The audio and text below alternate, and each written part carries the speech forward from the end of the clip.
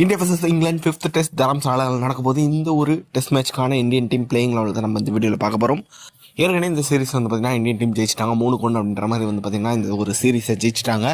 இப்போ வந்து பார்த்திங்கன்னா இந்த ஒரு டெஸ்ட் மேட்ச் வந்து பார்த்திங்கன்னா ஒரு ஃபார்மாலிட்டிக்கு நடக்கதா இருந்தாலும் WTC சைக்கிளுக்கு ஒரு முக்கியமான ஒரு டெஸ்ட் மேட்ச் தான் இது.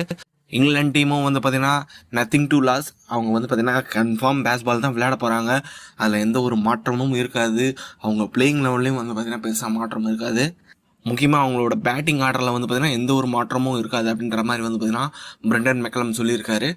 ஆக மொத்தத்தில் இங்கிலாந்து கிரிக்கெட் டீம் வந்து பார்த்திங்கன்னா அவங்க ரிசல்ட்டை பற்றி கவலைப்பட போகிறது கிடையாது. அவங்க பேஸ்பால் விளையாட போகிறாங்க. ஓகே, விளையாடட்டும், நல்ல விஷயம். நம்மளுக்கு வந்து பார்த்திங்கன்னா அது ரொம்ப ரொம்ப நல்ல விஷயம்னே சொல்லி ஆகணும். என்டர்டைன்மெண்ட் நம்மளுக்கு கிடைக்குது. ஓகே, இப்போ வந்து பார்த்தீங்கன்னா இந்தியன் டீம் பிளேயிங் பார்ப்போம். இந்தியன் டீம் பொறுத்த வரைக்கும் ரோஹித் சர்மா, SSV ஜெய்ஸ்வால் ஓப்பனிங்.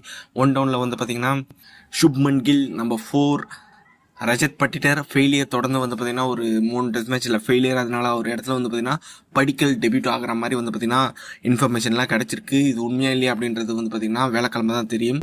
போகிறோம்லாம் இந்த சீரீஸில் வந்து பார்த்திங்கன்னா இங்கிலாந்து டீம் அடிச்சிட்டு இருக்காங்க. படிக்கலும் அடிச்சுட்டு போட்டோம். உங்களை பொறுத்த வரைக்கும் நம்பர் 4 ஸ்லாட்டில் வந்து பார்த்திங்கன்னா படிக்கல் ஆடணுமா இல்லை வந்து பார்த்திங்கன்னா ரஜித் பட்டிட்டர் விளையாடணுமா அப்படின்றது வந்து கமெண்ட் பாக்ஸில் டைப் பண்ணுங்கள். அடுத்து நம்பர் 5 வந்து பார்த்திங்கன்னா Sarfaraz Khan, number 6 Ravindra Jadeja, number 7 Dhruv Jurel, number 8 Ravichandran Ashwin, number 9 Kuldeep Yadav, அதுக்கப்புறம் நம்பர் 10 ஜஸ்பிரீத் பும்ரா, நம்பர் 11 வந்து பார்த்திங்கன்னா முகமது சிராஜ். ஜஸ்பிரீத் பும்ரா வந்து பார்த்திங்கன்னா விளையாடுறதுக்கான வாய்ப்பு இருக்கான்னு கேட்டிங்கன்னா என்னை பொறுத்த வரைக்கும் 50-50 தான். அவரை ரெஸ்ட் பண்ணுறதுக்கு கூட வாய்ப்பு இருக்குது. வெயிட் பண்ணி பார்க்கலாம். இருந்தாலும் வந்து பார்த்திங்கன்னா ஃபர்ஸ்ட் ப்ரையாரிட்டி பும்ரா தான். அப்படி அவர் விளையாடலன்னா ஆகாஷ் தீபா இந்த இடத்துல விளையாடுவார். இப்போ இந்த தரம்சாலாவில் வந்து பார்த்திங்கன்னா அந்தளவுக்கு ஸ்பின்னர்ஸ்க்கு அசிஸ்ட் இருக்குமான்னு கேட்டிங்கன்னா ஃபஸ்ட்டு 2-3 நாள் வந்து பார்த்திங்கன்னா அசிஸ்ட் இருக்கிறதுக்கான வாய்ப்பு கம்மி தான். இருந்தாலும் நம்மளோட ஸ்ட்ரென்த் வந்து பார்த்திங்கன்னா ஸ்பின்னர்ஸ் தான். பவுலிங்கிலும் ஃபாஸ்ட் பவுலிங்லேயும் வந்து பார்த்திங்கன்னா ஜஸ்பிரீத் பும்ரா, அதுக்கப்புறம் முகமது சிராஜ் நல்லா போடுறாங்க. அப்படின்ற போது நல்ல பவுலிங் அட்டாக் நம்மக்கிட்டே இருக்குது. அப்படின்ற போது நம்ம வந்து கவலைப்பட தேவை பெருசாக. அது மட்டும் இல்லாமல் வந்து பார்த்திங்கன்னா சீரீஸும் நம்ம ஜெயிச்சாச்சு. அப்படின்ற போது நம்ம பெருசாக வந்து பார்த்திங்கன்னா பிளேயிங் லெவலில் சேஞ்சஸ் பண்ணுறதுக்கான வாய்ப்பு கம்மி தான். அந்த மொமெண்டமாக வந்து பார்த்திங்கன்னா நம்ம அப்படியே வந்து பின்பற்றினா நல்லாயிருக்கும். பிளேயிங் லெவல்லாம் சேஞ்ச் பண்ணி ஏகப்பட்ட சேஞ்சஸ் பண்ணி குழப்பத்தை உண்டாக்காமல் டீசெண்டாக இப்போ இருக்கிற பிளேயிங் லெவலே நல்லா இருக்குது. ஸ்பின் ஆகுது ஆகலை அது வந்து பார்த்திங்கன்னா அடுத்த விஷயம். இந்தியாவில் வந்து பார்த்திங்கன்னா கம்பல்சரி ஸ்பின் ஆகும். அதுக்கப்புறம் வந்து பார்த்திங்கன்னா ஒரு டே 3 டீக்கு அப்புறம் வந்து பார்த்திங்கன்னா ஸ்பின் ஆகிறதுக்கான வாய்ப்பு இருக்குது அப்படின்ற மாதிரி சொல்கிறாங்க.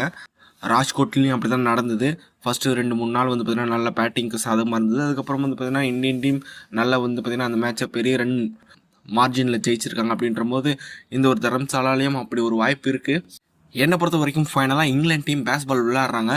ஒரு அட்லீஸ்ட் இந்த ஒரு மேட்ச் ஜெயிக்கலன்னா கூட அவங்களோட பேஸ்பால் இன்டென்ட் வந்து பார்த்திங்கன்னா கிட்டத்தட்ட வந்து பார்த்திங்கன்னா ஒரு வெற்றிக்கு அருகாமையில் வந்துட்டு போனால் நல்லாயிருக்கும் அப்படின்ற மாதிரி எனக்கு தோணுது. ஒரு 2 டீமுமே நல்ல ஃபைட் கொடுத்தா நல்லாயிருக்கும் அப்படின்ற மாதிரி தோணுது. இந்த சீரீஸில் இங்கிலாந்து டீம் நல்லா விளையாடிருக்காங்க. என்ன தான் அவங்க வந்து பார்த்திங்கன்னா 3 மேட்ச் தோற்றுருந்தாலும் ராஜ்கோட் டெஸ்ட்டை தவிர்த்து அவங்க வந்து பார்த்திங்கன்னா மற்ற டெஸ்ட்லலாம் பெட்டராகவே விளையாடிருக்காங்க. அப்படின்ற போது இங்கிலாந்து டீமை நம்ம வந்து பார்த்திங்கன்னா ரொம்ப ரொம்ப லோவாக ரேட் பண்ணக்கூடாது.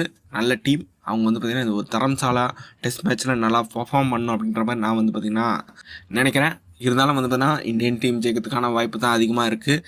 ஓகே, உங்களை பொறுத்த வரைக்கும் இந்த ஒரு 5th டெஸ்ட் மேட்சை யார் ஜெயிப்பாங்க அப்படின்றது வந்து கமெண்ட் பாக்ஸில் டைப் பண்ணுங்கள். இந்தியன் டீம் பொறுத்த வரைக்கும் இந்த ஒரு பிளேயிங் லெவலில் என்ன சேஞ்சஸ் பண்ணால் நல்லாயிருக்கும் அப்படின்றதையும் வந்து பார்த்திங்கன்னா கமெண்ட் பாக்ஸில் டைப் பண்ணுங்கள். இந்த வீடியோ பிடிச்சது லைக் பண்ணுங்கள், ஷேர் பண்ணுங்கள். நம்ம சேனலில் மறக்காமல் சப்ஸ்கிரைப் பண்ணி வச்சுக்கோங்க.